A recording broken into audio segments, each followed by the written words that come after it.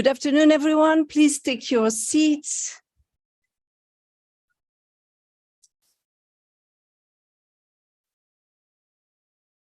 Thank you very much and good afternoon. The greatest threat to our planet is the belief that someone else will save it. This quote is from Robert Swan. He's a British explorer and environmentalist who has walked both the North and the South Pole. And we will see today that people around the world have been working tirelessly in the past 150 years to help generations prepare for the future. As we are celebrating today, 150th anniversary of the International Meteorological Organization, the former WMO, we want to look back at the pioneers, but we want to look forward as well, because the theme of the World Meteorological Day this year is the future of weather, climate, and water across generations. This day will be celebrated officially next week on the 23rd of March by all our members. We are celebrating it a week ahead of time this year because of the UN Water Conference taking place next week. I'm Brigitte Perrin, I'm the head of communication at WMO, and today we have in this room very distinguished people, Secretary General, ambassadors, professors, directors, scientists, experts. However, we will hear first from somebody who believes that mothers are the ones with the biggest power to change the world. Esra Sümeyye is 14 years old. She lives in Turkey, not far from where the earthquakes hit 2 weeks ago. Her school got even damaged. Esra is the winner of the 2022 Universal Postal Union letter competition. Kids had to write to someone influential about how to take action on climate. She will be reading some excerpts of her letter, initially written in Turkish. Esra, you have the floor. My dear Mama, you know that I have frightening dreams. Well, they are all about the climate crisis. I'm afraid. Please, Mama, help me to overcome this crisis together.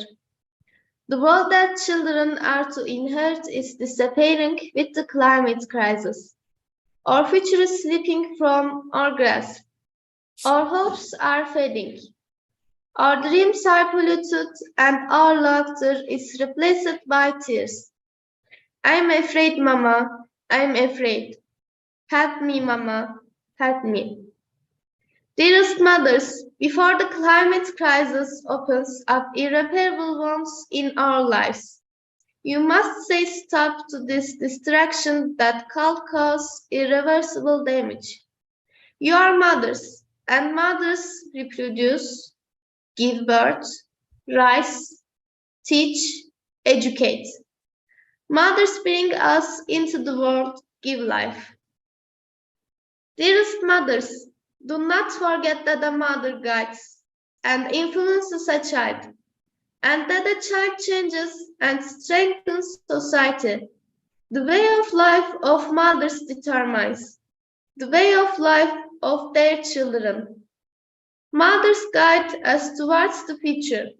For example, if a mother dries the laundry on a line rather than in a dryer, her children will follow her example and turn off the tape to avoid wasting water and switch off unnecessary light. And so small precautions prevent major catastrophes. Mothers are guides, with generation following in their footsteps. Dear mothers, you are the vanguard in an army of nature lovers fighting against the climate crisis. We children with you are there to the end to say stop to the global crisis, the climate crisis. We are young, we are happy, we are free. We love our world very much. We want to leave a clean and undamaged legacy for our children. Therefore, we listen to and support our mothers to the end, and we follow in your footsteps. We are growing up with hope, love, and a happy world. I salute all mothers who are fighting the climate crisis and who respect the environment. Thank you.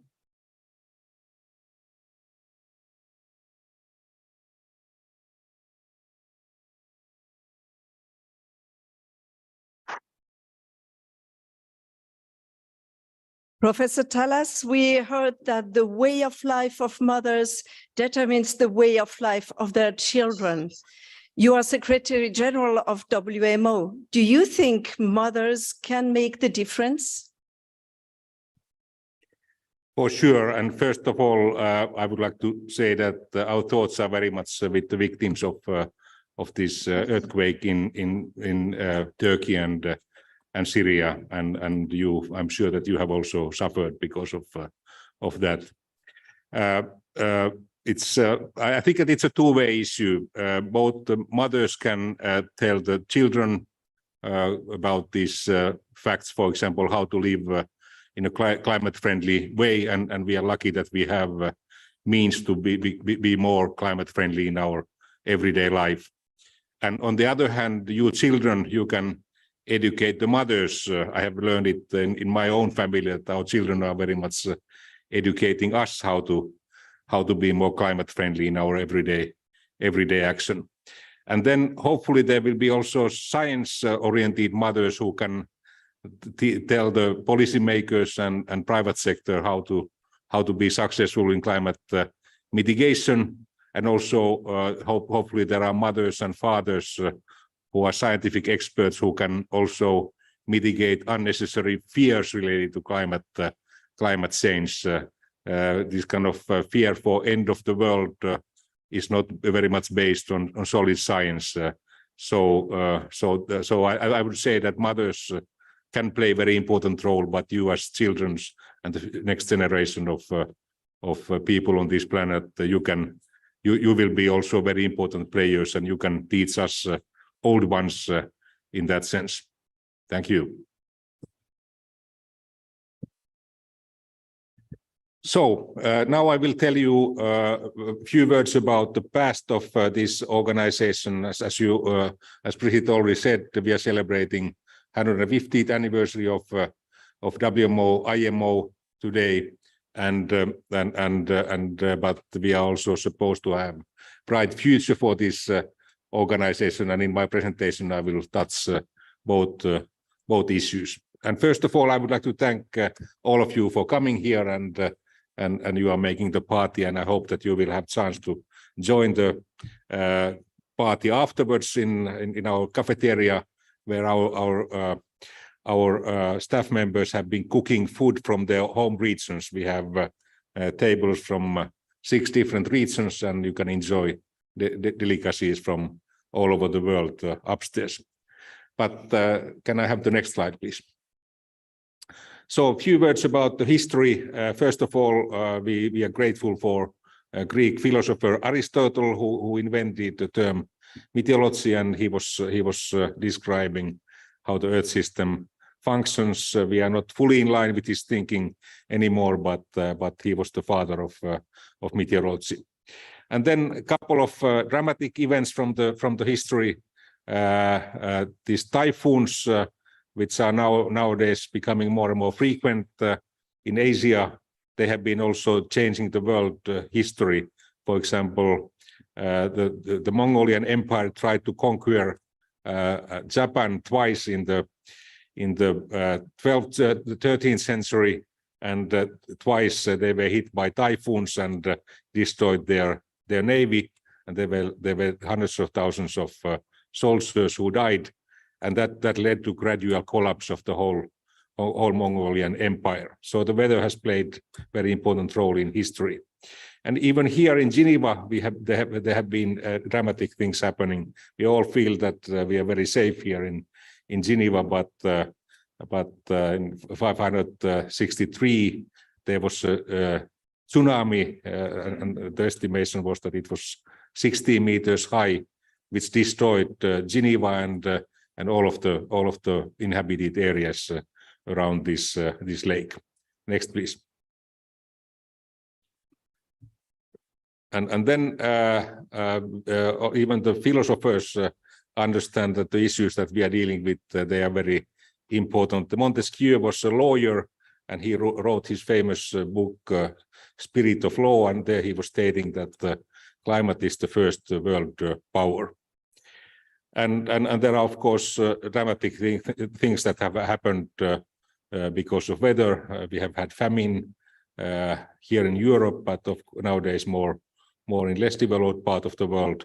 And that was demonstrating that there's a need for agricultural services and better climate know-how. For example, in my home country in Finland, in the 1690s, 1/3 of the population died of hunger, and that was related to very harsh climatic conditions. And weather has also played a very important role in various wars, like the Napoleon War in Russia, and also during the Second World War. Next, please.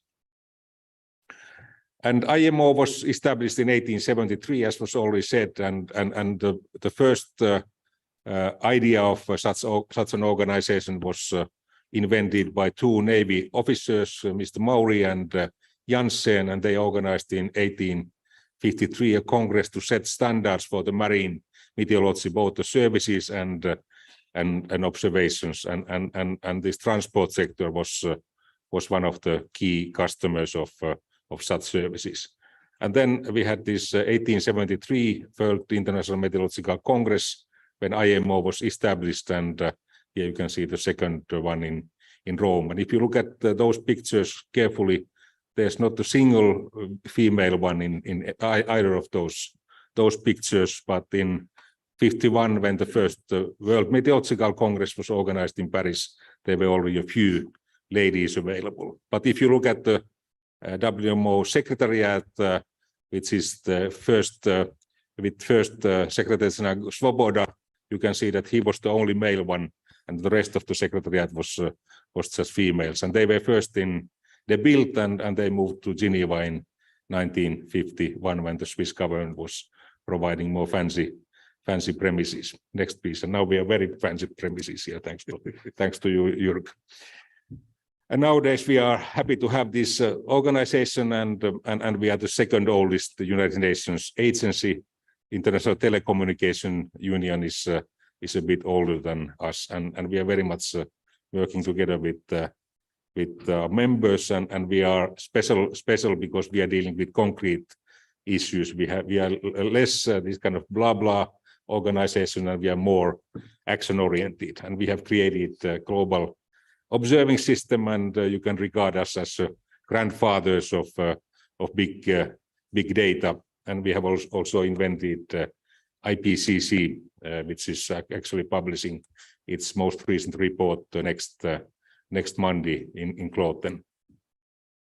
And also in the UN, we are contributing to the science of UN, and also this preparation of the forthcoming COP meetings. And we are grateful that ambassador from United Arab Emirates is here with us. I was on Monday in Abu Dhabi to discuss the agenda of COP28, and we are happy to have also the presidency of COP27 from Egypt present here today. Next, please. And then our friends in World Economic Forum, which we also have presence today, actually on that side, they are writing annually a report, which are the biggest risks for the global economy in 10 years, and this year they also estimated which are the biggest risks in 2 years time scale. But if you look at this 10-year scale, it's very much failure of climate mitigation, failure of climate adaptation, and natural disaster and extreme weather events, which are the biggest risk for the global economy. And that may be a surprise for many of you, but this is also demonstrating that the issues that we are dealing, they are also economically very viable. Next, please. And one of the initiatives that we are having on the table is this early warning services for all, where we got the mandate from Secretary General Guterres a year ago. And at the moment, only half of our 193 members have proper early warning services in place, and we have major gaps especially in Africa, in many Asian countries, and also many island states. And our desire is that in 5 years, we would reach 100% coverage of the proper early warning services. Next, please.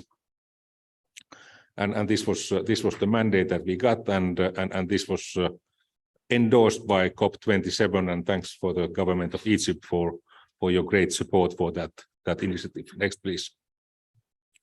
And in COP27, we launched this with the presence of Secretary General Guterres, 10 heads of state, CEOs, and for example, Microsoft President Brad Smith was present at the event. Next, please. And now our challenge is to implement it, and we have already some money to proceed, and we need more resources, and we have started also interacting with the COP28 president. I was a few weeks ago meeting Dr. Al-Jaber, who is the president of COP28, and here in Geneva we have joined forces with UNDRR, with Red Cross, Red Croissant, and ITU, and next week in New York we will launch the first high-level advisory panel in the presence of Guterres. Next, please. And one of the challenges that we are having is that we have major gaps in the basic observing systems, both the ground-based stations. All these red areas indicate data sparse areas. It's Africa, Caribbean, Pacific Islands especially, and same is true for this upper air sounding measurements, which are also needed. And again, many parts of the world are red, and that's our first challenge to improve the basic observing systems. Next, please. Then we are dealing with greenhouse gases, and we have seen steady increase of the concentrations of carbon dioxide, methane, and nitrous oxide, and we are running global atmosphere watch network, which is monitoring these gases. Next, please.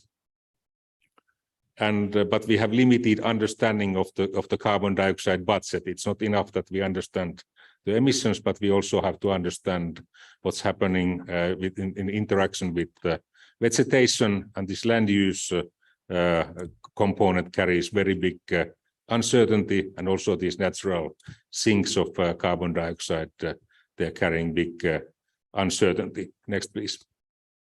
And that's why we have created a new initiative to monitor the greenhouse gas budgets by using satellite data from USA, China, and Japan, and also our 150 global atmosphere watch stations and modeling tools to simulate what's happening in real atmosphere with those three gases. Next, please. And our third initiative is related to climate modeling. With the current climate models, we can estimate fairly well what's going to happen to the averages of climate, but we are not able to describe what's going to happen to the weather extremes and also this rainfall amounts of future. And for example, melting of the Antarctic glacier, which is one of the big uncertainties in our climate science. And that's why we have a new initiative to go to higher resolution of climate modeling, to go to 1 kilometer scale modeling, and that would allow us to describe these extremes and water cycle and also melting of glaciers much better than with the current models. Next, please. And here you can see, for example, the IPCC scenarios for rainfall amounts and estimates depending on temperature, and also the soil moisture depending on warming rate. But the impacts of climate change, they are very much felt through extremes, and with the current modeling systems, we have difficulties in describing those. Next, please. And for example, these events that we saw in 21, like the flooding in Germany and the flooding last summer in Pakistan, they were not, such risks were not estimated by the current climate models. And our dream is that we would have the biggest possible supercomputing resources and leading scientists to create such a modeling system. Next, please. And so far we have carried out major reforms here at WMO, thanks to great staff and collaboration with our member states. We have simplified our technical commission structure. We have engaged science community more in our work, and also private sector is becoming more and more important player in our field. And here in Secretariat, we have new management. We have been able to reallocate resources to hire plenty of young experts for this organization, and we have these new initiatives, early warning services for all crews and software, which are supposed to support further development of services at the country level. Next, please. That's all from my side, and thanks for the opportunity to address you, and we may have further discussions upstairs if you have a chance to join our nice party there. Thank you.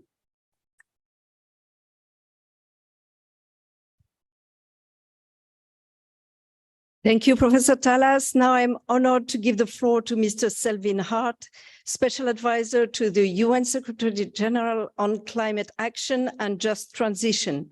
Mr. Hart, on Zoom, you have the floor. Thank you so much, Madam Moderator, and I am really pleased to be part of this important event to celebrate World Meteorological Day, and I wish to pay tribute to my colleague and friend, Professor Talas, and the excellent members of staff, committed and dedicated members of staff of WMO. Thank you so much for your continued leadership and for your hard and excellent work. And 1 year ago today, the UN Secretary General launched the Early Warning System for All initiative with an aim to ensure that every person on Earth is protected by early warning systems by 2027. Earlier this year, he also laid out his top climate priorities for 2023, narrowing the growing emissions gap and delivering climate justice for those on the front lines of the climate crisis. And let me be blunt, we are really at a very critical moment in our fight against the climate crisis. And as Professor Talas stated earlier, in a few hours, hopefully, or in a few days, the IPCC will finalize its sixth assessment report. But we already know it will basically say that every indicator on climate is trending in the wrong direction. Global emissions are at their highest level in human history, and they continue to rise. Credible pathways to limit warming to 1.5 degrees Celsius and prevent the worst impacts of the climate crisis are narrowing with each passing day of insufficient action to cut carbon pollution. Meanwhile, at present levels of warming, we are witnessing unprecedented impacts on every continent, in every region, and in every country, from wildfires to droughts, floods, and superstorms. The scale and magnitude of losses and damage from the climate crisis are growing exponentially. Billions of lives are hanging in the balance. It is unacceptable that the countries and peoples and communities that have contributed the least to creating this crisis are paying the heaviest price. Over the last 50 years, nearly 70% of all deaths from climate-related disasters have occurred in the 46 poorest countries, in the least developed countries. We know that early warning system saves lives and livelihoods and deliver great financial benefits. Disaster mortality rates are 8 times lower in countries with strong early warning coverage. And just 24 hours of notice of an incoming climate hazard can reduce damage by 30%. And yet, as Professor Talas indicated, half of the world lacks coverage, especially small island developing states and the least developed countries.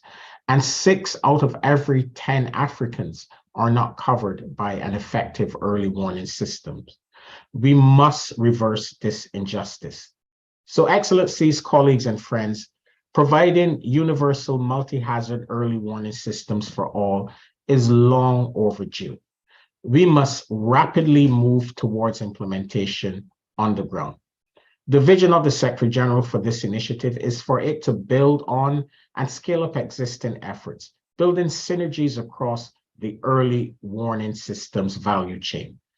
Coordination and collaboration will be key to delivering at the scale and with the impact the world desperately needs. We cannot continue to operate in silos. It is an inefficiency we cannot afford and must not accept. It is also an inefficiency that is costing lives and livelihoods.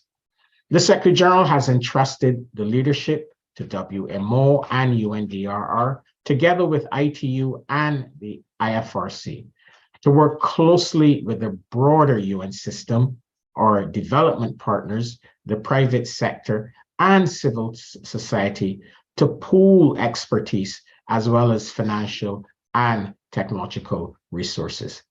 He has made it clear he expects initial results to be showcased at his upcoming Climate Ambition Summit in September and a full progress report by COP28 in the UAE. I urge all of you to work together to get the job done. You can be assured of the Secretary General and the entire UN system's full support and commitment in this effort. I thank you.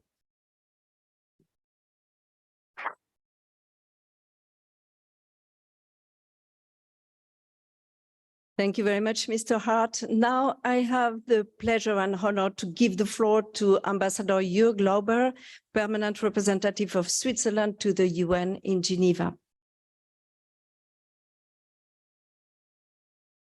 Thank you very much, Mr. Secretary General, Mr. Secretary General Emeritus, Excellencies, distinguished delegates, dear young delegates, I see a few there in the middle, colleagues, friends. Today, it was mentioned already, we are celebrating 1.5 centuries of collaboration between scientists from around the world in all areas related to climate, weather, and water.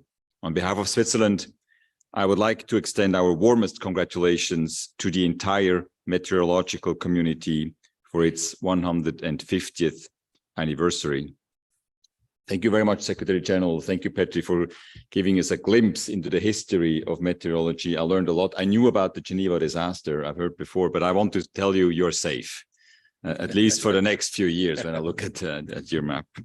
Ladies and gentlemen, for 1.5 centuries, scientists have been looking up towards the sky to understand what may fall down onto our heads. They have also, and perhaps more importantly, been looking around to find partners with whom they could share knowledge, get peer reviews, and ultimately build a comprehensive corpus of science. Their collective efforts allow us to predict the weather, to warn us of impending disasters, and maybe most importantly, to tackle the global climate crisis. In the 19th century, previous generations of scientists and diplomats laid the foundations of multilateralism. They worked on the big issues of the time, such as expanding telegraph and railway lines, the first global postal service, or breakthroughs in meteorology, which led to the creation, some were mentioned already, of the International Telegraph Union, today the International Telecommunication Union, ITU, in 1865, the Universal Postal Union in 1874, or the year before, the International Meteorological Union, today WMO, in 1873. The world has changed a lot since then. We do not have exactly the same problems. For example, I understand that weather advice for zeppelins are not that much in high demand and not on your top list of priorities any longer. Meanwhile, and it's a cliche, of course, we face a lot of new challenges, and global warming, as we know it today, was unimaginable 150 years ago. What has remained consistent and proven true time and again is that we are better at solving such problems if we do it together. Today, international cooperation, the pooling of knowledge, of expertise, and of resources is our best chance to solve the issues related to climate change. This is, of course, easier said than done.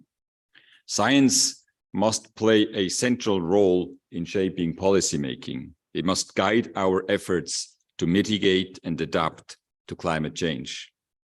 In this context, I also wish the International Panel on Climate Change every success in finalizing and adopting their synthesis report this week in what I understand is in Interlaken, a very nice place at the foot of the Swiss Alps. I hope it helps them, it will inspire them to come to good conclusions.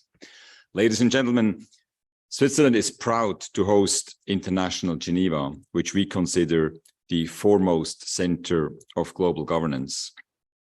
Geneva provides a fertile ground for solutions commensurate to the challenges of our time. It allows states and other stakeholders to talk to each other, and it provides ideal conditions for a multilateral and interdisciplinary ecosystem.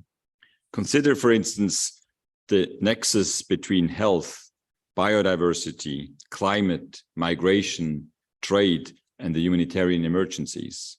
You will find important expertise on all of these areas here in Geneva, which allows for comprehensive solutions to these complex challenges. What challenges will we be facing 150 years from now? I don't know.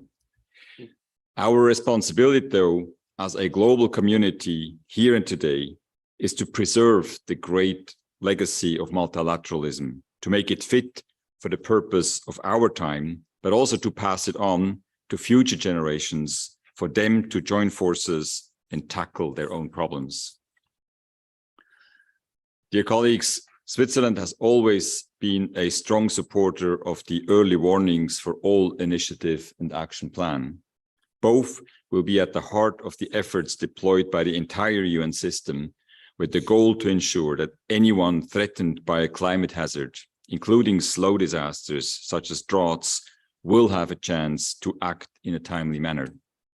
It is our collective responsibility to be prepared and to ensure that a sustainable and equitable future for our planet and for our generations can be achieved. For future generations can be achieved. Organizations such as WMO provide reliable scientific data, which are indispensable for the design and implementation of effective policies. Thank you very much. And again, happy anniversary.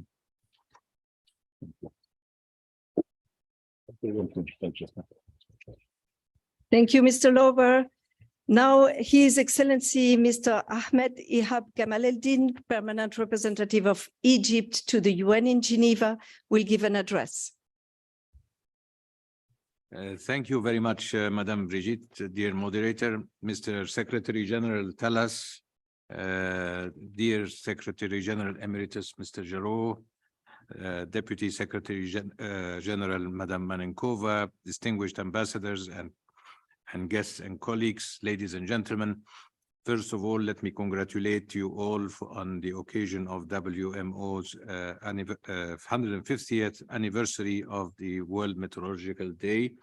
The WMO has become indeed an indispensable organization whose importance has been increasing exponentially and more relevant today than ever. It was a distinct pleasure for the Egyptian presidency to be working very closely with WMO in the run-up to COP27. And I would like to give just a little background on COP27, which was indeed one of the mega multilateral events held in the past history, and it hosted over 48,000 participants and 120 heads of states, in addition to heads of UN organizations, head of multilateral development banks, international financial institutions, private sectors, 10,000 representatives from NGOs representing 1,649 organizations, all participated in the COP. The COP presidency also, for the first time, it made a youth-led climate forum and a children and youth pavilion. And we appointed for the first time a COP presidency youth envoy. And our role as COP presidency was to ensure that all these voices be heard in the various streams during the COP itself. Our goal was to have an implementation COP guided by scientific findings from the relevant international institutions, primarily and most importantly, the WMO itself, the IPCC, the UNEP, and UNFCCC, And we try to focus from shifting from pledges and commitments to delivery and action. However, we were faced with the complexity of a global scene, which was where we witnessed the geopolitical tensions, the decline in the global economy, the food and energy crises, increasing interest rates, international trade and supply chains being disrupted, COVID-19 repercussions, high debt levels and reversing development gains in developing countries, and limited delivery on climate action and outcomes of previous COPs. We try to focus on concrete results and ensure effective climate action and for a better and more prosperous future for the next generations. With regards to the main outcomes that I would like to highlight is the Sharm el-Sheikh implementation plan, which is a decision that ensured the balance between ambition and implementation, between mitigation and adaptation, and stressed the importance of science for effective climate action, and it focused on the synergies between climate and biodiversity. This decision referred for the first time to the right to clean, healthy, and sustainable environment, to climate justice, food security, water security, and the need to foster early warning systems. We also are particularly proud that among the many outcomes of the COP, there was a work program on just transition. There was a landmark mitigation work program until 2026. There was also the Sharm el-Sheikh adaptation agenda to accelerate transformative action, and where there was 30 adaptation outcomes that were agreed to enhance resilience for 4 billion people living in the most climate vulnerable communities by 2030. And also the Secretary General initiative on early warning system for all, in which WMO had a leading role. We need to foster this early warning system, and this was highlighted in the Sharm el-Sheikh implementation plan. We also would like to say that in relation to water issues, first time ever in COP history, the COP covering decision included language on water and its links with climate change. The covering decision addressed the importance of integrating water not only in adaptation, but also in adaptation co-benefits, which include mitigation and sustainable development more broadly.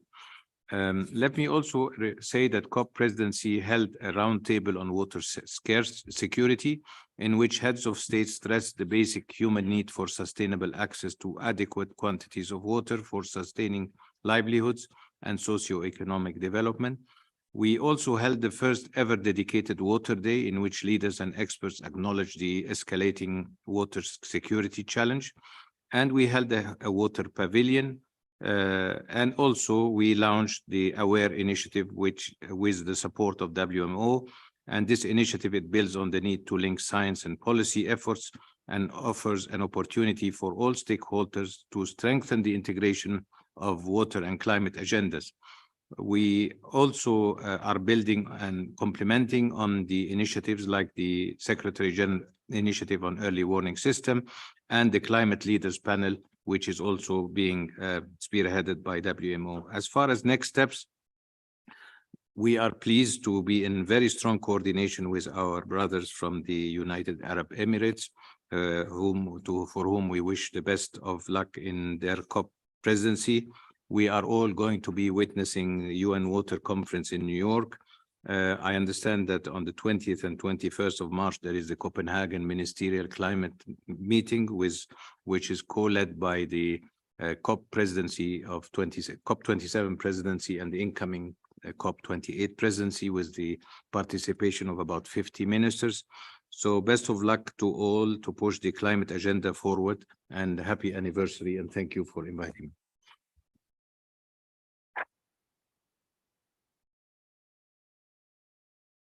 Thank you, Ambassador Gamal Eldin. After COP27, COP28 is heading our way. Ambassador Ahmed Al-Jarman, permanent representative of the United Arab Emirates. What can we expect from this COP? Thank you so much. Excellencies, Secretary General, honorable participant, it gives me a great pleasure to participate at the World Meteorological Day ceremony. organized today in headquarters of this prestigious organization, which celebrates this year its 150th anniversary. The theme of the celebration this year, namely the future of the weather, climate, and water across generation, is very appropriate. In the same spirit, the UAE, as a host of COP28, pays a particular attention to the future generation. For this reason, we nominate Her Excellencies Shamma Al-Mazrou'i, the Minister, the COP28 Youth Climate Champion, a new role designed to elevate a global youth voice through the COP process and represent young generation and young voice. It's highly important to associate a new generation in the decision-making process. Their contribution brings a real added value to adopt a very pragmatic and realistic vision. More generally, COP28 presents an opportunity to get the world back to track, to develop an ambitious and pragmatic path towards the decarbonization of the global economy, and innovate a COP process through leave no one behind approach, and this inclusive of the various stakeholders accountable for commitment and accountable on solution. It offers also the opportunity to enhance the solidarity between the global North and South, including the public and private sector, scientists and civil society, women and youth, and builds trust in multilateral process. Finally, it's our pleasure to welcome you all next November in UAE to drive meaningful outcome of the realistic solution that support the environment transition. Thank you so much.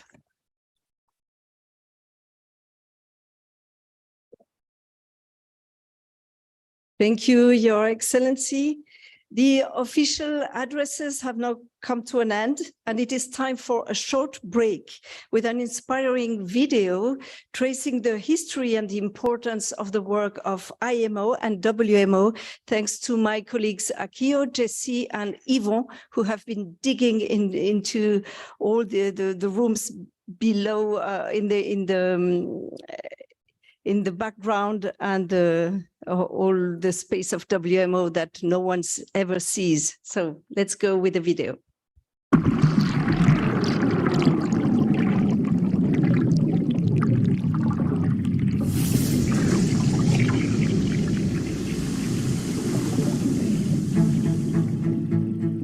Our weather, climate, and water cycle have no national or political boundaries.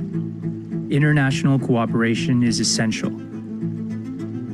This philosophy has driven the work of the world's meteorological community since 1873.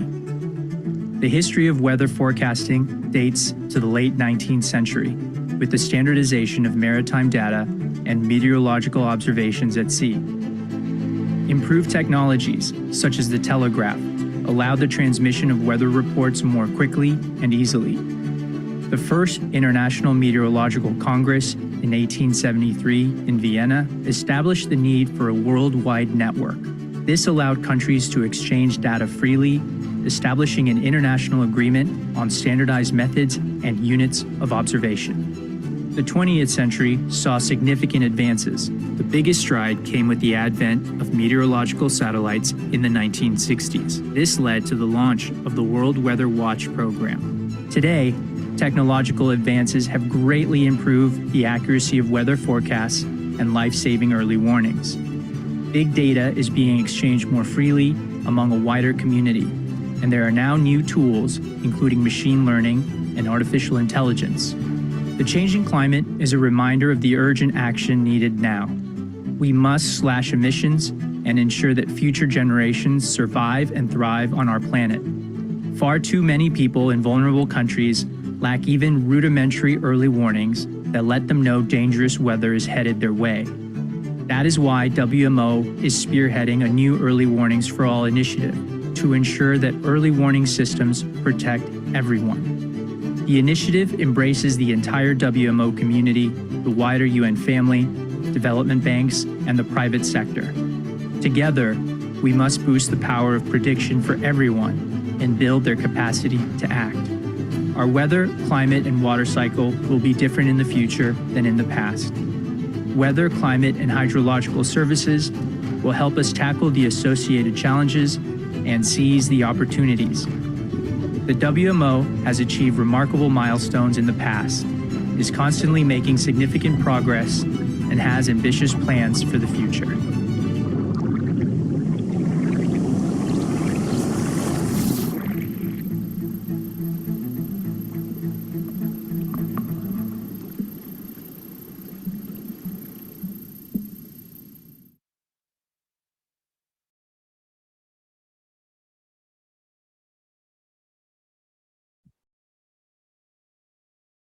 Michael Stodinger, you are the former permanent representative of WMO for Austria, and the whole history of IMO started in Vienna, right? Right. Thanks very much. And looking back to 1873, and we have seen already some pictures that Secretary General showed to us. Looking back can be very interesting. It can be depressing if you open your desk and try to clean it up and see all the things which you started once but didn't pursue. Can also be very inspiring if you look like in organizations like WMO, where you see how the core of an idea was founded long ago, and it grew and grew and grew with the technical possibilities which they had to be in over the time. And this is what we see when I was looking back at the 1873 Congress minutes. You see some real jewels in there, how people interacted, how people got things going, and how they achieved what today is the basis, what we need for the early warning systems, for climate research, and for the look into the future, what will happen with the climate in the next couple of years. So we see and we can learn what WMO can do to serve society in the future, and how we can keep the spirit of cooperation and innovation, which was so important for all of us.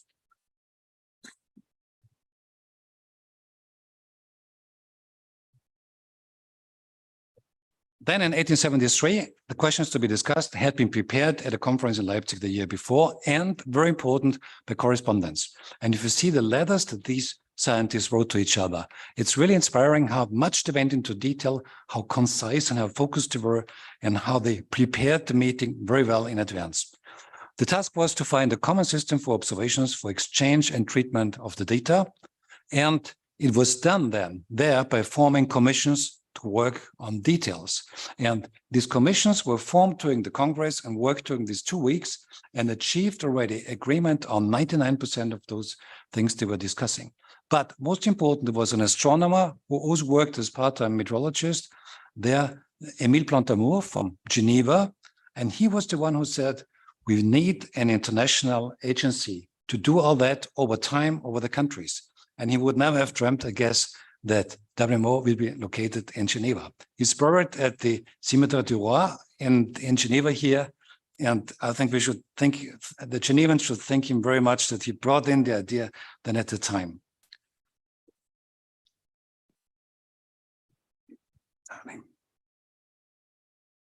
Now, the Minister of Science was there, and he said, it's a fruitful thought through the personnel exchange of ideas between the scientists to have the greater weight on meteorology, which means it was something nice to do. And meteorology at the time was an academic, not even problem, was an academic topic.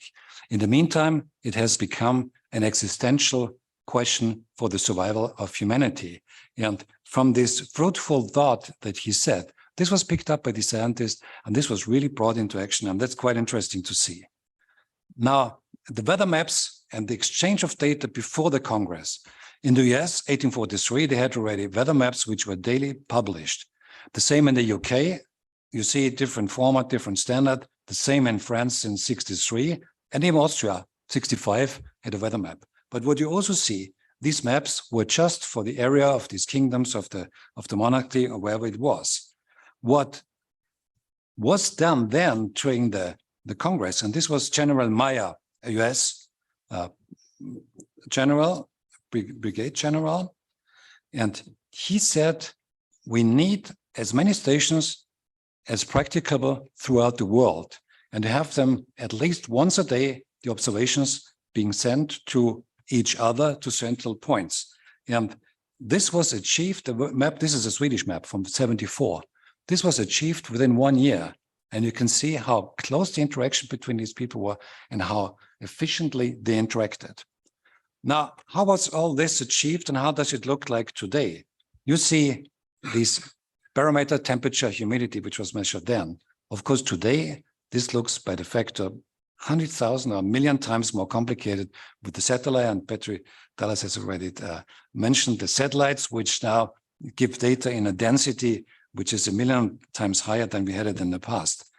But the standards for the stations and the standard for the backbone of the system for calibration, this was founded then in 1873, where comparisons were made, which instruments would be suitable, how should these instruments be used, how should they be measured, and how the data exchange should look like in details. So this started then at the time. Now, the 7 commissions which they formed, could I have the next slide? Were very technical, and you don't need to read all the details. They were, when should you observe, thermometer, humidity, and so on. No? But there was, I think the most important one is the 7th one, the last one, the execution of resolutions and the international agency. We said we need a body who looks at what we decide now, that this is really, it's being done, and we have an agency that looks after it. Of course, this agency wasn't founded then at the time. It was staying the exchange between scientists for a long time, or between the meteorological services. And it was just in 1950 when WMO came in as the real service as we know it today. Now, the constituent bodies reform in 19, it cleaned up these commissions, which partly survived then at the time as they had been defined then in 1873 for infrastructure and services and a research board, which meant in the end that WMO was stepping out of this academic ivory tower and focusing towards the services. And I think this is the most important task for the future, deliver services as you need them. Now, another jewel which I found in the minutes there was the Belgium delegate, Boy Ballot, no?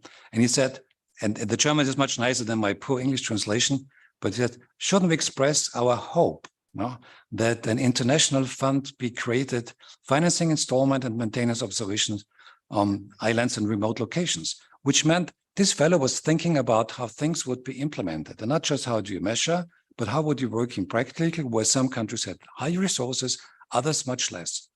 But it took another 145 years until someone like Markus Repnik came up and said, well, we have to put it on the ground, and started the SOF initiative, which is now underpinning what we heard beforehand from Selvin Hart, the long overdue early warning for all system with observations, because without observations, you cannot make precise warnings.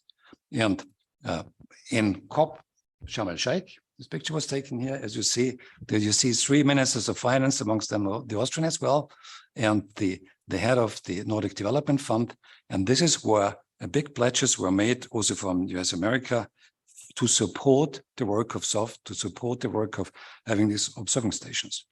Now, another really important part at the time then were the warnings. And it's shortly beforehand, Fitzroy, he was the captain of the boat, the Beagle, who sailed with Darwin around the world, and where the origin of species was basically sketched already in its first draft. And he came back to the UK, and after the Crim War, the Royal Charter, which was a boat bringing soldiers back from the Crim Island to UK, it drowned just half a mile in front of the coast due to a very heavy storm. And this inspired him to install a warning service with simple observations, saying there's a storm coming. He had enough experience as a sailor and as a captain of a boat. If you see a storm, you should communicate the information. And he had a very simple system with triangles, storm, and the triangle plus a cylinder underneath, which means heavy storm. So a little bit like we have today, the CAP, the Common Alert Protocol, standardized. No? a storm is coming, what should be done? The problem was, and this is also, I think, quite instructive how science and how practical services work. These forecasts were based on very poor observations. There were not these ships as we have them today. There were no numerical models. The whole synoptic methodology had not been developed then at the time yet. So some of these forecasts were right and they're very helpful. Others were not so good because they missed an event or they were warning at an area where the storm did not take place. And envy between scientists is something which still exists somehow today. And the Royal Meteorological Society didn't like this at all. And he could not make these forecasts then anymore because the error rate was too large. And he committed suicide 2 years later because he just couldn't live with the fact that there was a system which would be helpful, which was not perfect, certainly not perfect at the time, but which was not accepted by society. Now, all this drama is reflected in the discussion in the 73 meeting. And you see Campbell, he was representative of UK Met Office then, it had a different name at the time. And he said, and it's quite interesting from the argumentation, he said it has been mentioned that the English scale cannot be avoided, as it's the only one seamen know to those assistance should be provided. So his argumentation was very much in practical term, whom is the warning for?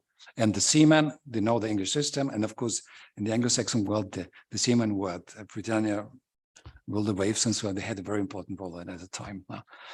Mayer, the American delegate, he had a much more sophisticated argumentation using in the discussion which warning system should be used then. And he said, for practical purposes, the English would be possibly one, but for the sake of international exchange, he would be ready to accept any scale recommended by Congress. And I think this is one of the key moments in an argumentation, also in the discussions we're having here at Congress, Executive Council, and so on. The readiness of partners to say, well, I think my system is the best, which everybody thinks, no? But I'm ready to compromise. I'm ready to take someone else's system, change my system in my country for the sake of we have an international system. But that's what they all agreed on. It needs to be an international system. All of them will be working on. And the last point I'd like to show was the problem about how they saw the quality of the forecast and the probabilities or the exactness of these forecasts. And one discussion was that people were calling these forecasts prophecies or divination. The wording in German is very 19th century, and it's difficult to translate into nowadays English or American English. There was a protest in general, as they said, against the term infallibility. So they were aware that these forecasts weren't perfect, but they were aware that it poses a problem with the audience. How good are these forecasts and how can they be used? And they agreed on, we said it's an opinion on the weather, not just to have a relative measure, so they could not be held too much liable. And also their reputation would not be challenged too much by this quality, which wasn't perfect. Now, today, and this was the work of WMO, of the many working groups in here, you have warnings for civil protection. And this is a little map where you have a probability map for a certain threshold for wind speed in different levels. How probable is it that more 80 kilometers are going to happen there? And you have a very precise map for a location and for a time. And it would change 20 minutes later, would have another map.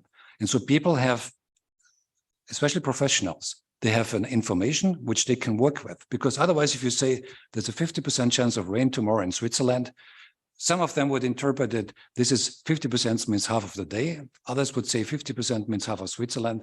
You have to come down to the point, and you need, for these probabilities, you need a dialogue with the users so they really understand what you want to say.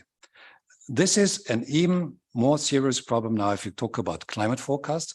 And this is from the IPCC, the sixth assessment report, where you have a very precise information on the fat tail, as statisticians call it. This low likelihood, but the very serious consequence. And you see the probability for the different emission scenarios, the strongest one, the medium, and the weakest one. And you also have a probability for the less serious consequences. And then you can, with Bayesian statistics, for example, of conditional probabilities, you can have a very precise interaction and say, well, this is where I want to make my investments for mitigation, for adaptation, and so on. 32 people were there. And you see they came from all parts of the world, Spain, Netherlands, German Empire, Great Britain, China, and so on. They were interacting very intensively at the Congress and later on as well. One fellow who was there was Julius Hahn. He was a very young fellow at the Congress in the 73. He was about 30 years old. And 50 years later, after the Austrian-Hungarian Empire went into self-destruction after Sarajevo, Austria, the new Austria, was very poor. And public servants had basically no pension or nothing to live on. And despite those people from UK and from the US who were sitting on the other side of the trenches of the Great War, and this is Dimitar Ivanov sent this to me from the Bulletin of the American Med Society. They sent out under the notes that Julius Hahn, who was there at the 73 Congress, he's in distress and he's in immediate need of food and fuel. And so they were taking care of each other 50 years later. And I think it's another sign how closely knitted this society was. And I think it's even more for us a sign how the meteorological community should work together to face the challenges all of us has with the climate crisis, which really gets existential, as I said before. So conclusions for this travel, and I may quote Professor Talas, as you often said, rightly, back to the basics. Focus on the most important things and get things done. I think this is extremely important to achieve what you want to achieve. Second, to regain the spirit of conviviality, supporting each other, accepting each other points of view and supporting each other by making compromises, and be ready to change your own system if you need a common solution. Integrate science and innovation as main drivers for the development. And I think this has been done in the last couple of years very much already. And with the SOF initiative, with the early warnings of all initiatives, will be done even more in the future. And I may come back to the message from Esra. As she says in a letter to the mother, our future is slipping from our grasp. And I think it describes very well what's happening at the moment. It's a problem is only we are too little aware of it. And that's why raise the WMO voice in this question is extremely important. Thank you very much.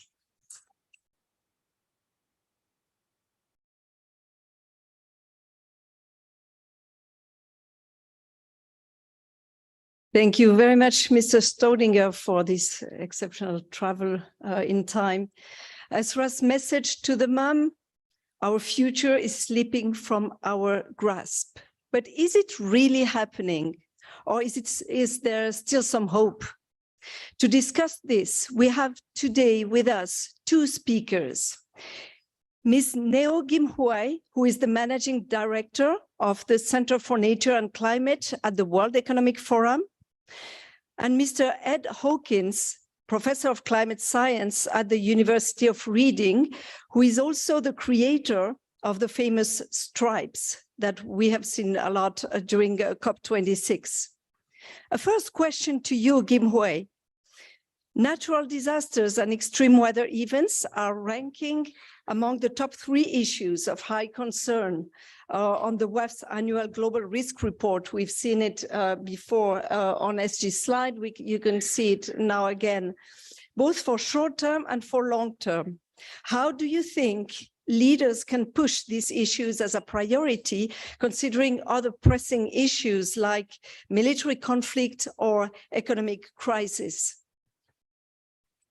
Thank you, Bridget, and thank you for inviting me to celebrate the WMO Day and your 150th anniversary. For those of you who are not familiar with the Global Risk Survey, we do this on an annual basis. It surveys 1,200 leaders from public business sectors around the world to get a sense of how they look at risks in the immediate term, 2 years horizon, as well as over the next decade. And the fact that environmental risk has been ranked high in the latest round of surveys is not new, right? It's actually been the same outcomes are being surveyed over the last years.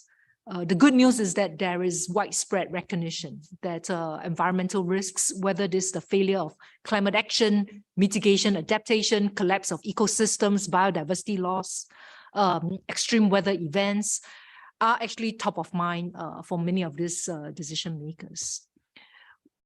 What was actually more disturbing for me was also reflected in the survey. It's not on this slide, which actually asked about risk preparedness, right? How prepared are we in dealing with the risks? And what we have was about only 5 to 10% of the respondents felt that our preparedness towards climate issues was effective or highly effective. So the majority actually felt that we're still not doing enough, right, to deal with the risks that are quite evident in our environment. The other point I thought that would be useful to highlight here is that the risks are not to be viewed in isolation, because if you actually read through the list of risks here, they are interconnected, right? And the growing recognition among businesses that is more telling is that these risks are not just interconnected, they are actually interrelating with one another, creating cascading effects on our social economic systems that each on their own would exert by themselves, right? And which is why at the last annual meeting in Davos in January, we actually term it a polycrisis. So a polycrisis is not just multiple crises happening, but is the fact that these crises are interrelating with each other, creating much more dire consequences. And what this means is that the way we think about the response, right, and this was really very much reflected in the conversations that we had in Davos, was the need for us to really take a very holistic systems approach in dealing the issues. So don't deal with them in isolation. But as we deal with the environmental issues, we also need to think about social issues, economic stability issues, and take a systems lens, right, in addressing the various aspects. 4 out of 5 respondents in the survey actually talk about the fact that they anticipate increased volatility over the next few years, right? I come from the financial sector. In fact, the word that we were using was chaos. It was not just about volatile state of the world, but it would be likely chaotic, right? Meaning that the future is something that will need to be created. It is not just going to be an easy projection based on the past. And if you ask the climate scientists, they will also tell you that it's becoming harder and harder to predict weather patterns because you're dealing with extreme events happening at a much more regular occurrence than they have ever witnessed before. The last point I wanted to highlight here is just to end on a more positive note, is that when we actually think about risks, we also want to look at the opportunities, right? And within the forum, the way we've talked about it is, let's talk about transitions, not just for net zero, but nature positive, and also a much more resource sensitive way of building our agricultural industrial systems. It's evident that the past should not be what the future should look like. It cannot be. It's unsustainable. We are reaching tipping points, right? And the way we look at the social economic systems is across 3 dimensions in terms of agriculture, land, ocean use, in terms of our built environment, urban infrastructure, and finally also in the energy extractives industry, right? And each of these sectors, there are actually transitions that can actually bring about investment opportunities and good returns. And even as we deal with the risk, we can actually look at investing into transitions across each of these 3 systems and working together to actually create a future that is what we all seek for our children to inherit across generations. Thank you. I'll pause here.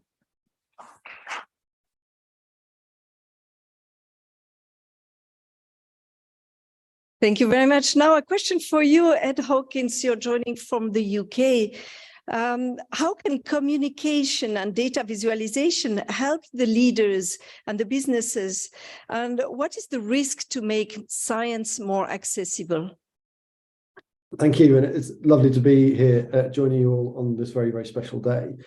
So first of all, I think it's important to try and ensure that people understand that much of climate science is quite a simple problem. It may seem quite complex at first, but if we talk about when we've understood the science, we can go back to the time that Fitzroy was making the first weather forecasts back in the 1850s and 1860s, we understood then through the work of Eunice Foote and John Tyndall that greenhouse gases, adding them to the atmosphere, would warm the planet. It's a very simple bit of physics, which was understood before the WMO was founded. And so in many ways, it's a very simple problem, and we need to explain it simply to people so they can understand. And of course, the warming stripes that you can probably see on the screen are one way of communicating the simple fact that our world has warmed over the last 170 years. We see the colors change from blue to red. It's a very simple visualization. It explains what's going on in one very simple, stark visual way. And anyone can see what's going on. They can see the science. And you don't need any special skills or qualifications to understand with one glance what's going on to our climate. And so this type of approach of simplifying our visualization can reach many, many more people. Anyone can understand what's going on. And I think that's critical because as the famous climate scientist Catherine Hayhoe says, the most important thing we can do about climate science, about the climate, is to talk about it. And having these visualizations, which are very simple, enables people to start conversations with their friends and their family and their colleagues about the risks that we face. And this very, very simple way of communicating is one way we can go about doing that. And it's been inspiring to see so many people adopt this very simple way of communicating. We've seen rock bands use the stripes to start conversation during their gigs. We've seen fashion designers adopt the stripes and make dresses and outfits from the stripes, which have been on the catwalks at London Fashion Week, for example. And a major football team in my hometown of Reading have adopted the stripes on the sleeves of their kit for this season. And they've been playing all over the country, starting conversations about climate change. And so we are reaching new audiences, starting conversations amongst a whole range of people who would not normally talk about climate. And I think that's one very critical way that we have to communicate. And if you want more complexity, then great. There's the IPCC reports to go and read to understand all of the complexities and all of the details. But we do need a wide range of ways of communicating. The stripes are one way that we can do that very, very simply. Thank you very much, Ed. So the most important thing we can do about climate change is to talk about it. And it's probably also the case with businesses. Kim Hoai, what is the role of businesses in accelerating climate change adaptation today?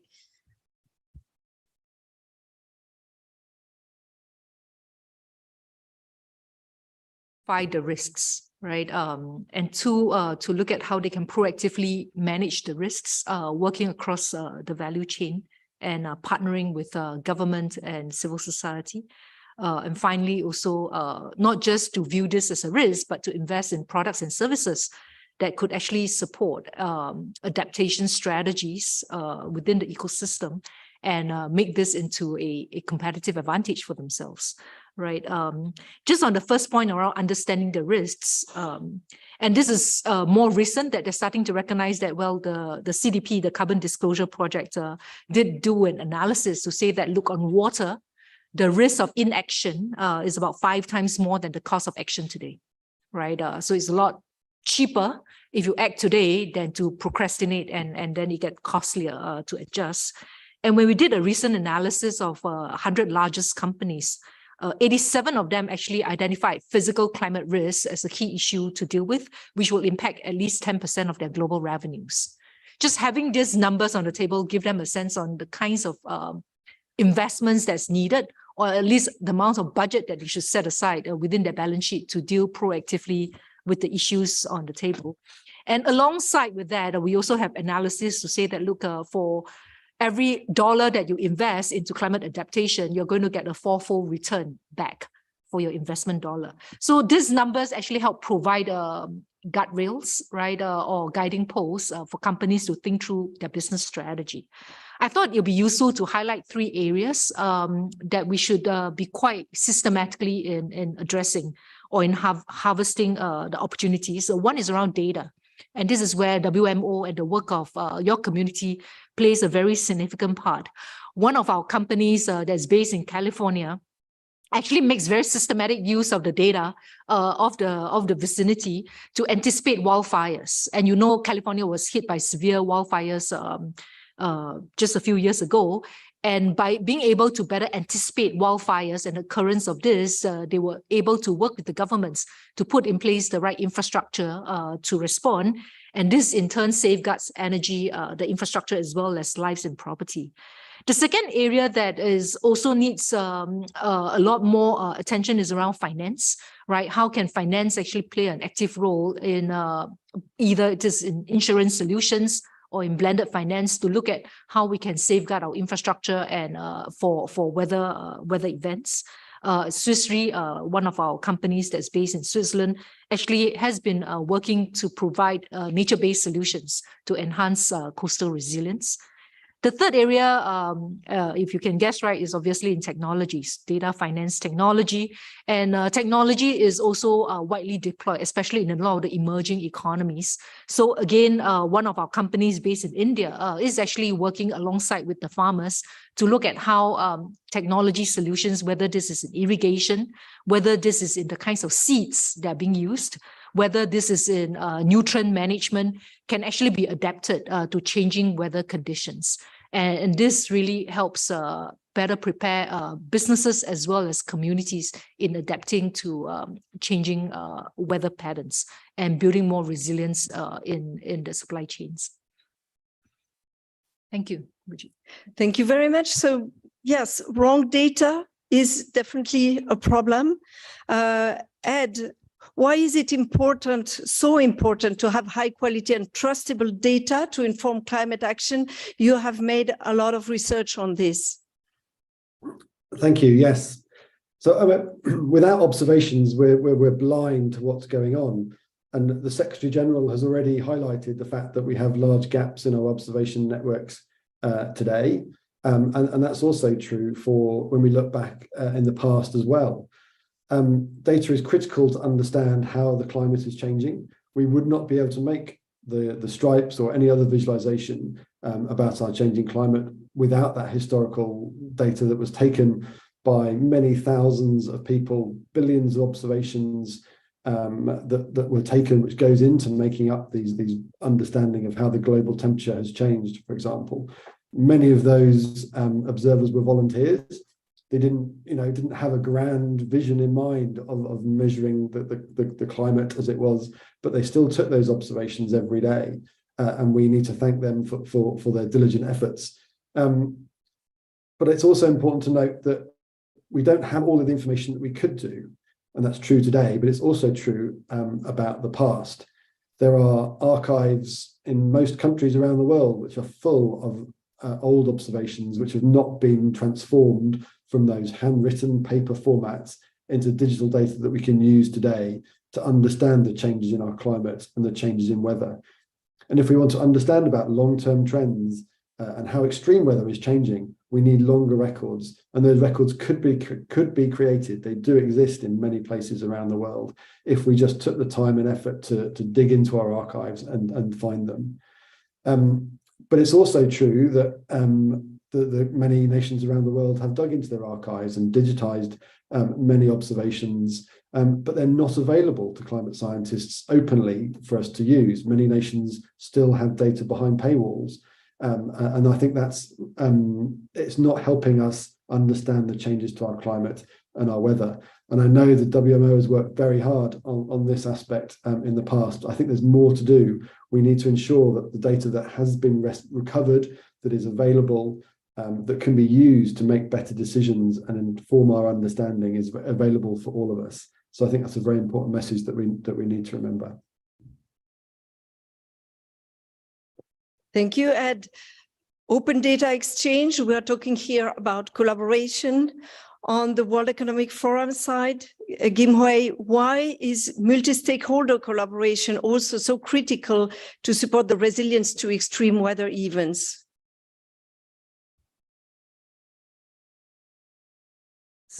Was created 50 years ago, more than 50 years ago, to look at public-private collaboration to improve the state of the world, right?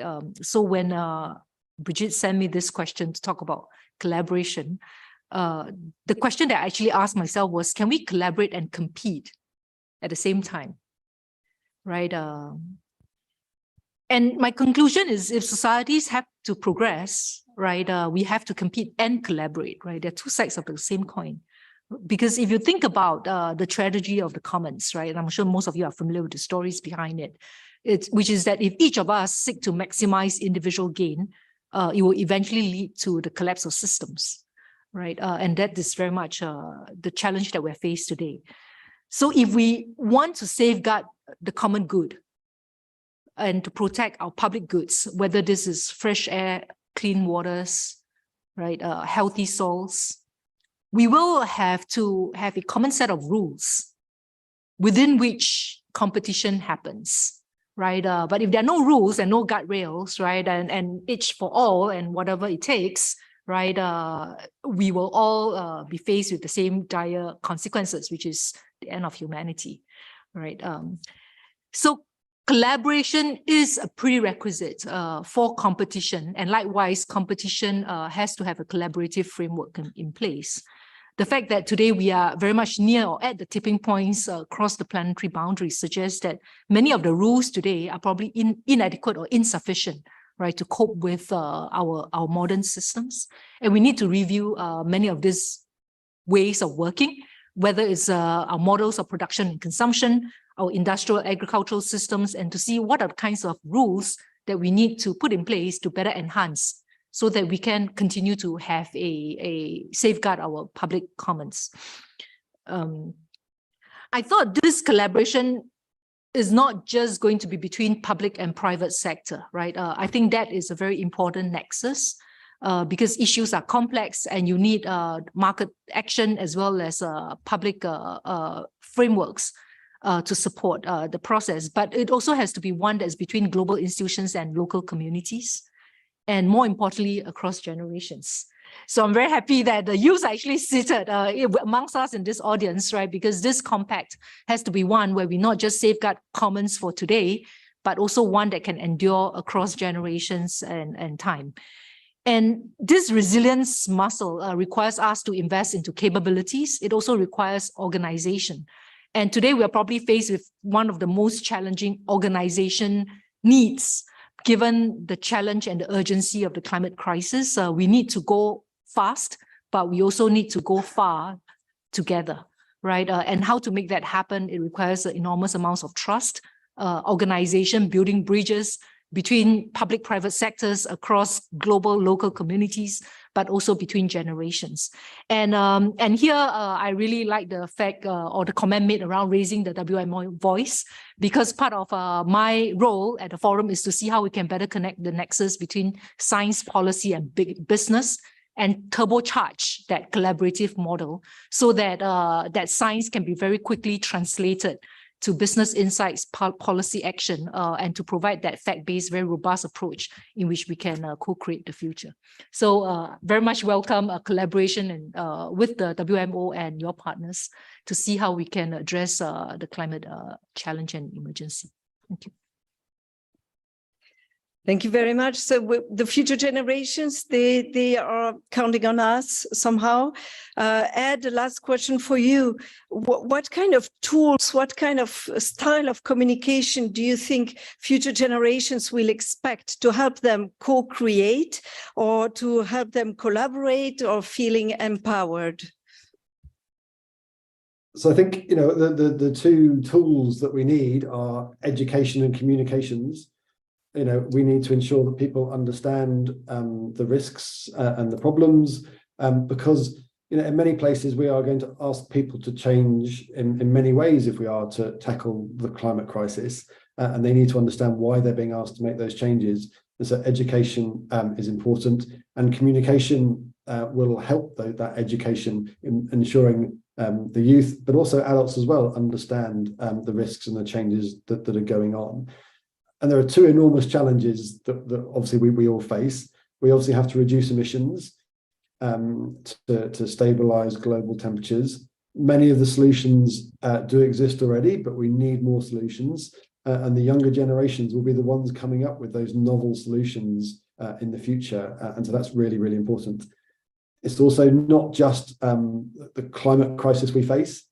We have a biodiversity crisis as well. And obviously, there's also critical issues around malnutrition, access to energy, access to water that we need to solve as well. And all of these are going to need novel solutions, particularly from today's youth as they go forwards.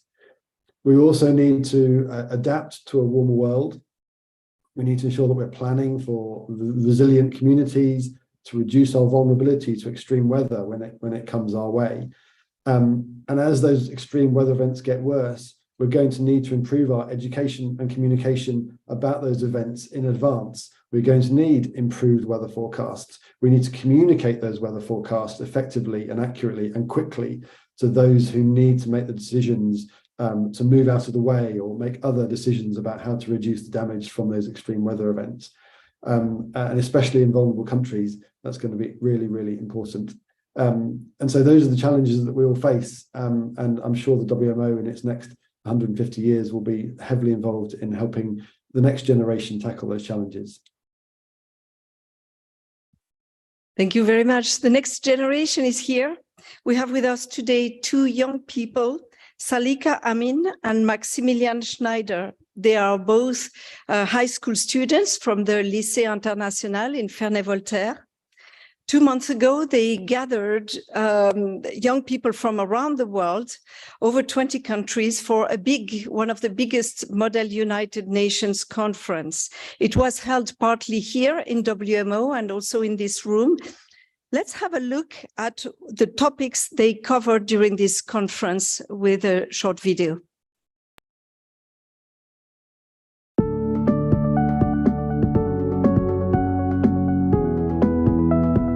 Pendant 3 jours, 500 élèves venus de 20 pays se sont réunis à Genève pour une COP jeune.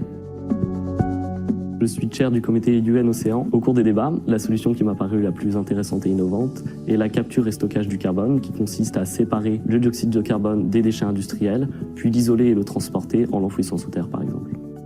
I'm the chair of the committee WMO. During these 3 days, we discussed how to provide the whole population with secure access to early warning systems for extreme weather events. The resolution which I liked the most was the one about how to use new technologies to encourage local communities to participate and also to raise awareness about extreme weather events. Soy presidente del comité UN Habitat y una de las ideas que más me ha marcado durante esta conferencia ha sido la propuesta de la creación de una entidad que permita la comunicación científica entre países. Se trata del Climate Adaptation Knowledge Exchange, también conocido como CAKE. I am chairing the UN Water Committee. Our focus is on helping vulnerable populations and ecosystems facing drought through establishing particular tariffs for households exceeding a certain threshold of water use. I am the chair of the Security Council. We discussed on the Israeli-Palestinian conflict, in which delegates proposed a resolution on which we could see equality between Israel and Palestine on access to water, but unfortunately China and Russia used their veto right. I am a chair at the Digital Committee, and one clause that particularly stuck to me was the creation of an international institution that would manage the afterlife of the smartphones and that would help the process of recycling. Je suis chair de la FAO et une chose qui m'a plu le plus durant cette conférence est comment les délégués ont lutté contre la pêche illégale tout en finançant la pêche industrielle et en tenant compte des dérèglements climatiques. Nous, jeunes, avons fait notre part. Nous espérons que les instances internationales s'intéresseront à nos propositions et sauront s'appuyer sur notre enthousiasme.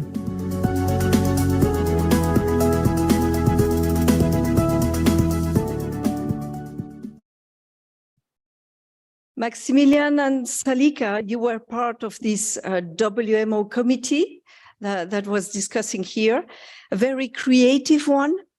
The floor is yours if you want to give us some detail.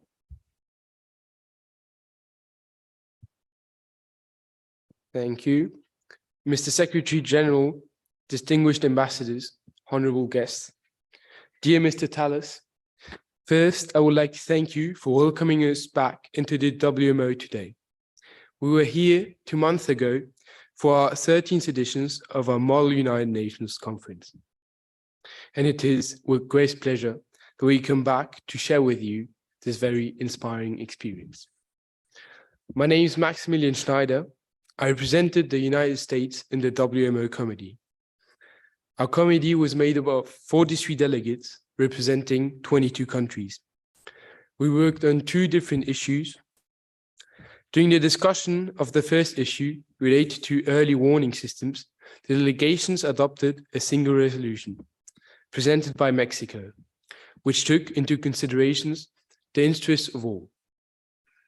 The delegations stressed the importance of advancing our knowledge in the fields of scientific research to better protect ourselves, as well as the need to develop infrastructure to protect the population from climate disasters. The committee also voted for more original solutions, such as the creation of a climate risk indicator according to the regions of the world to act in priority in the most affected areas, or the sharing of meteorological data between all countries using the MPIC system. Sorry. Finally, they proposed the creation of a policy that sends a message to all phones to have a population alert service which alerts all users of an upcoming new disaster. Salik and I represented the United States. We had proposed the extension of the MPIC program, which is an application of the NOAA, an American agency, to the whole world. The MPIC program collects weather reports from the public through a free available app for smartphones or mobile devices. The NSSL uses the data in a variety of ways, including to develop new radar and forecasting technologies and techniques. This application will still allow us to better understand our environment, a key step to better warn people against these risks. We recently learned on March the 3rd that the United States put the application in free service to be used worldwide. We are happy to see that our ideas are getting something closer to feasible. I now hand it over to Salika, who is going to explain the proposed solutions for the second topic. Thank you. Distinguished guests, my name is Salika Amin, and I was representing the USA in the WMO committee during the 3-day Firmament conference at Geneva. I feel honored to present the synthesis of the solutions for the second issue, which is weather data collection. Why and how can we involve citizens? For this phase of the debate, 2 resolutions presented by Japan and Costa Rica were drafted. The ideas contained in them revolve a lot around awareness and call for citizen participation in the collection of meteorological data. But there were also other solutions, such as the creation of a common fund for financial support to help NGOs with citizen awareness, and the creation of a global network in cooperation with citizen organizations to create projects to make weather data more available to all. The committee also noted the importance of cooperation between governments to help the most vulnerable countries with the least access to new technologies to acquire this asset for the future and the prosperity of their people. As a result, a consensus was reached, and many innovative ideas were reflected in the resolutions adopted by the committee. The first resolution proposes a global take on taking awareness and meteorological risks and data collection by various collective actions, mainly focusing on the value of government involvement. While the second resolution centralizes towards a more incremented vision of how nations can come together with NGOs, associations, and companies to augment and expand citizen science in the domain of weather data collection, and is targeted towards innovative ways in which the youth and communities can be engaged for a more inclusive and participatory approach. You can also read our final report with the resolutions adopted in our committee on our website, www.firmin.org. If I may conclude, both of the resolutions for the first and the second issue tries to communicate a simple idea, that is, come together to reach a greater purpose, because strength lies in unity. Coming together is a beginning, working together is progress, and working together then also becomes success.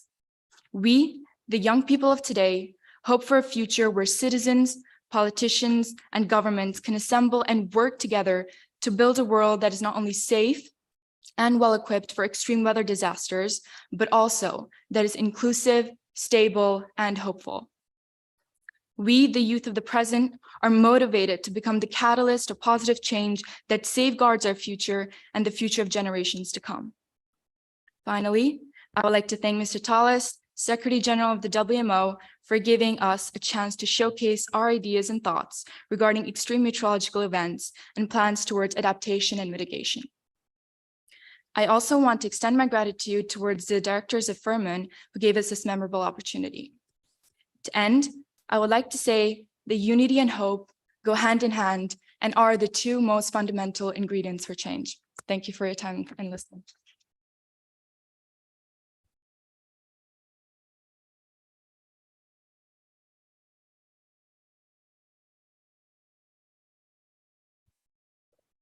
Thank you very much, Maximilian and Salika.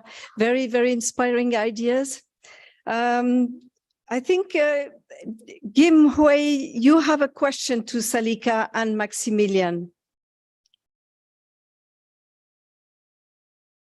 If I may, what gives you hope for the future? What are you most excited or optimistic about? So what I personally believe gives us hope for a hopeful future is because we believe in unity.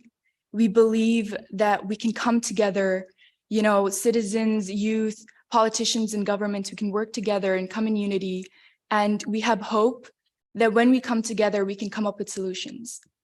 And we also hope that the youth of today are as motivated as we say they are and are as ambitious as we say they are when it comes to climate change, and have innovative ideas and solutions on how we can tackle the losing war that we're currently losing for the climate change. So the one thing that gives us hope is the youth. The youth are the hope for the future. And we believe that change comes when everyone comes together in unity and hope that a sustainable future awaits us. That's a beautiful answer. And I think, Ed, you also have a question for these two young people. Yeah, no, that was wonderful to hear about the conference and the ideas that came out of it. It's very inspiring. So, I mean, my question would be, what would you ask the climate scientists like myself and the many thousands of others around the world? What is the most important aspects that you need to know? Where should we be focusing our efforts over the next decade or so?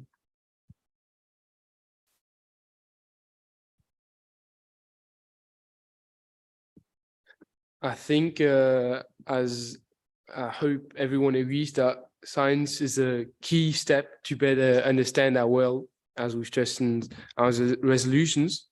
And we think that we should try to better understand, it's easy to say, the less understood areas, but we have to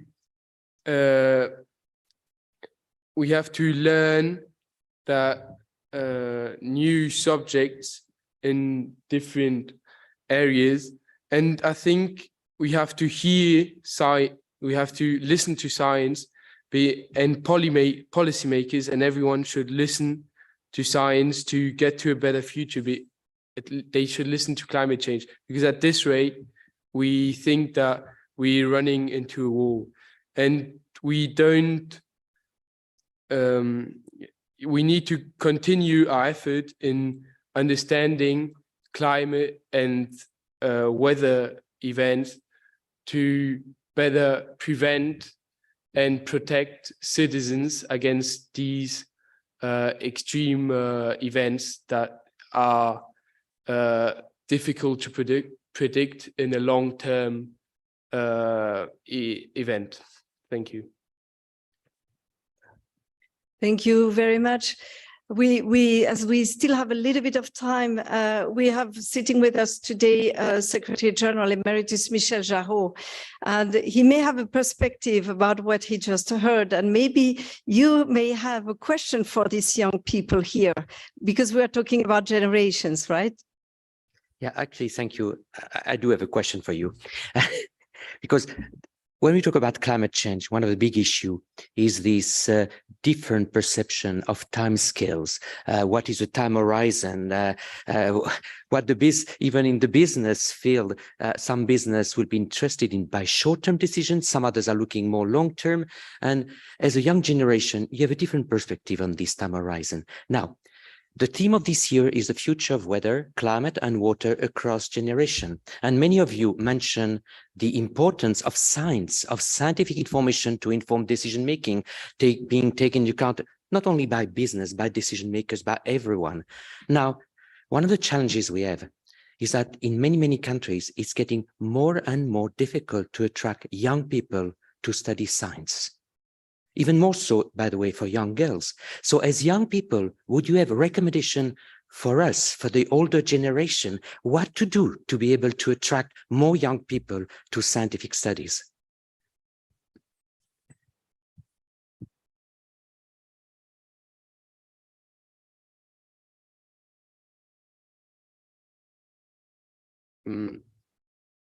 I think we should try to involve, as you said, the youth as much as possible. And this needs to be done in actions such as we did with Fermun. It involved us in different aspects. We learn more about different topics, such as climate change and the issues that go with it in different areas of the world. I think in actions like these, we learn more, not only on ourselves, but on the world, and learn what our interest paths are. And I think in such ways, we should try and go further, not only with us, but to every person and every young person, try to reach out to them through conferences for the youth, so that they know how the future is going to be and to know how to shape the future. And just to add on to what Max just said, I think it's really interesting how you said education, especially girls' education. I think education is really the key root, and it really is a grassroots in how children perceive a lot of world issues. So I think integrating, things like education on weather science, weather data collection is very, very important in kind of harnessing this knowledge and this knowledge about weather data and this interest about weather data and the climate for the future. So definitely educational integration is very important. Like Max said, having participatory and integrative programs such as Fermun that allows children to participate and have a voice in the climate change and come up with creative solutions and resolutions towards the most pressing world issues. But also, I believe social media and technology, like we talked about, is very, very important. And I think if we use such a strong base, such as social media, I think it can attract a lot of attention and use it properly and have a social media platform that is truly authentic, especially when it comes to weather data collection or climate change. And lastly, I think is making sure and letting these children and the youth of today believe that their voices are being heard. Because one of the problems is the youth don't believe that their voices are being heard, and whatever the solutions that they're creating, the ideas that they have are not being implemented. So yes, so these are my idea: educational integration, social media, and letting our voices be heard. Thank you. Maybe Ed Hawkins, you may have an idea as well, or a question for these young people on, or a suggestion on how to make them interested in science and climate science. You're working in a university, you're a professor. What is your feeling with the evolution of education over time? Well, I mean, it's just a fascinating science to be part of. We see the weather every day. And so no, I would encourage people to get involved in the science, learn the basic physics and math that is needed. to understand our weather. I don't have a particular question, but I certainly agree that education is going to be absolutely vital in making the next steps. Thank you very much, Professor Talas. You have a suggestion for the young people so they get interested in climate science and they grab this education path? Yes, so in science, you can be part of solving the main problems that we are having on this planet, and my own experience as a former scientist and a professor is that it's really fascinating. And when I started my career as a scientist, for the first 2 years, I felt guilty because they were paying me salary because it was such a great fun to be a scientist. So I would like to recommend you to take that risk and become a scientist, and you can work for the public good, and it's also fascinating. And this science community, especially this atmospheric science community where we are in, is a really nice community. It's a family, and it's a family worldwide, and that's also a special dimension of that. So I very much encourage you to consider becoming scientist or even atmospheric scientist in the future. Thank you very much. Any person in the room who would like to ask a question to one of our speakers or to the Fermi representatives?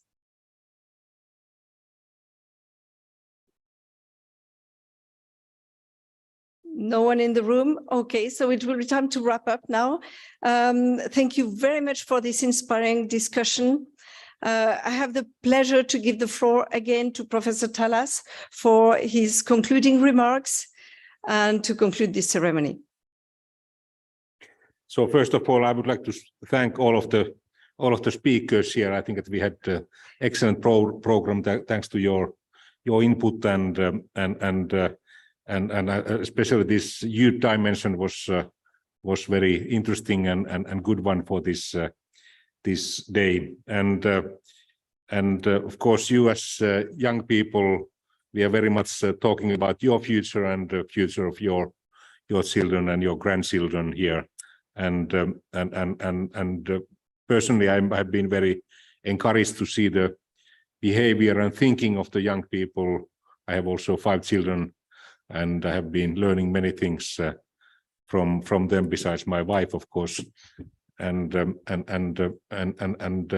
think that you can also teach your parents and us older generations how to behave. And we just had this COVID pandemic, which was limiting our everyday life a lot, locally and also globally. And to be successful in climate mitigation in solving this problem, we would need to change our everyday life only a bit. So how we produce energy, what kind of means we use for transportation, what kind of food we eat, and what kind of goods we buy, how the goods are produced, if they are produced by using fossil energy. Of course, they are not very climate friendly. But all in all, I think that with fairly small changes in our everyday life, as compared to this COVID pandemic changes, we could solve this problem. And the IPCC was established here in Geneva in 1979, 44 years ago, and it was quite desperate to write these reports after reports, and there was no action. But what is very encouraging is that during the past 10 years, first the governments have been waking up, and once we listen to the speeches in New York, for example, at the United Nations General Assembly, all of the heads of state practically talk about climate issues as very high priority.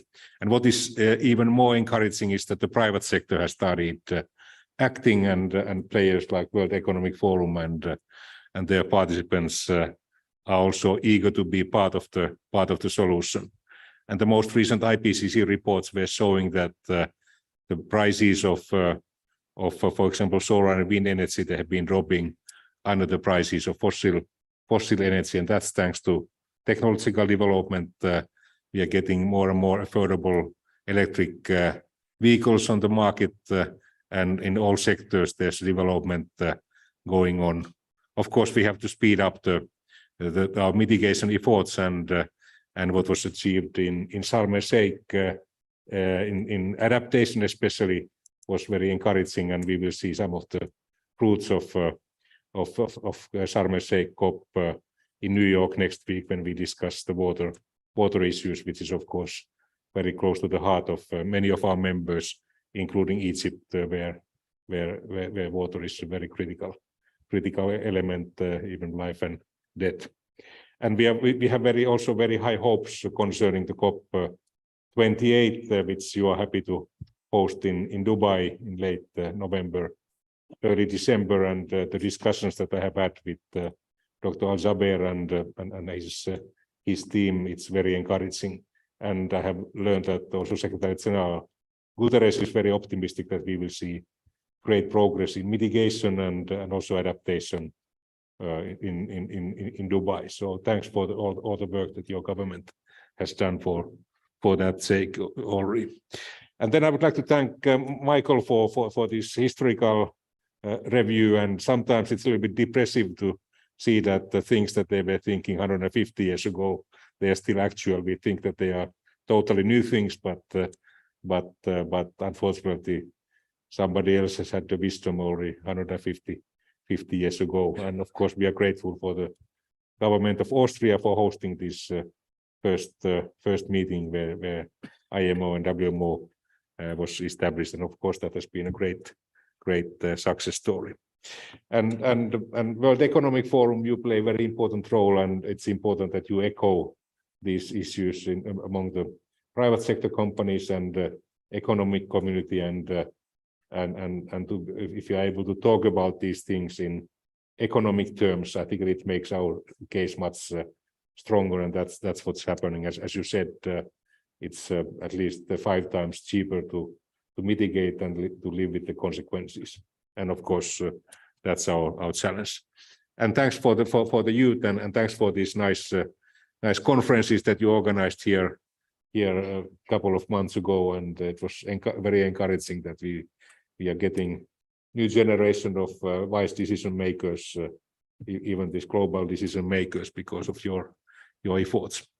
But with these words, thanks for the opportunity to address you, and thanks for coming here. And I'm very proud of the high quality of the staff of WMO. But upstairs, you can see that besides being high experts in weather, water, and climate issues, they are also very good in gastronomy. We will offer you food from our 6 regions, and I'm sure that there will be some proud chefs upstairs who will serve you food from their home countries. I hope that you will have a chance to enjoy also that part of the World Meteorological Day. Thank you.